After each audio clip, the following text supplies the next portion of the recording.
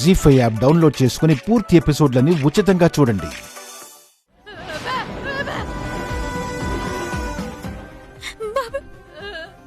ఏ క్షణమైతే నువ్వు నా కూతురుతో సమానమన్నావు ఆ క్షణం నుంచి నేను నా సొంత బాబాయ్లాగా భావించాను. అందుకే నువ్వెన్నిసార్లు మా నాన్నకి గన్ను గురిపెట్టినా నీకు 2 చేతులతో మొక్కనే తప్ప ఎప్పుడు ఎదురు తిరగలేదు బాబాయ్.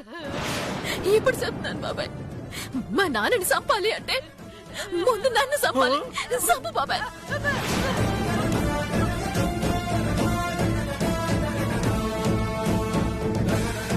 చూడు చెట్టమ్మా,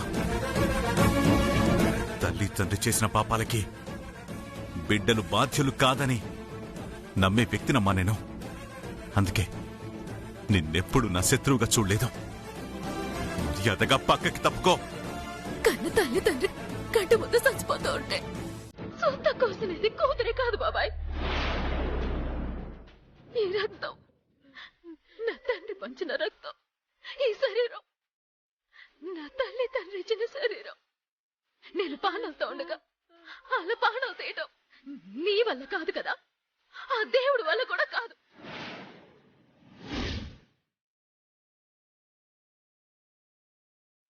అమ్మా, నీ మీద నాకు చాలా ప్రేమ ఉంది.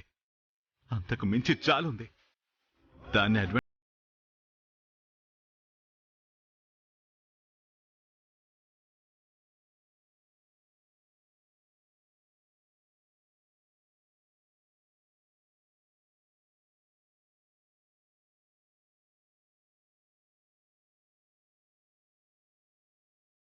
ఏంటండి ఈ డ్రామాలు?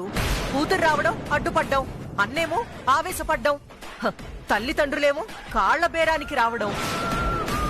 ఇది మీకెలా ఉందో కాని నాకు మాత్రం పరమ చిరాగ్గా ఉంది. చంపుతారా చంపండి, లేదా ఇప్పుడే నా ఇంట్లో నుంచి వెళ్ళిపోండి. అంటే అనవసరంగా టైం వేస్ట్ చేస్తే తర్వాత పోలీసోళ్ళు మీడియా వాళ్ళు వచ్చేస్తారండి.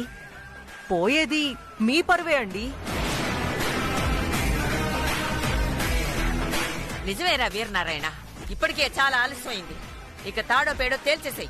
చిట్టమ్మా, ఆఖరిసారిగా చెప్తున్నాను, తప్పుకో.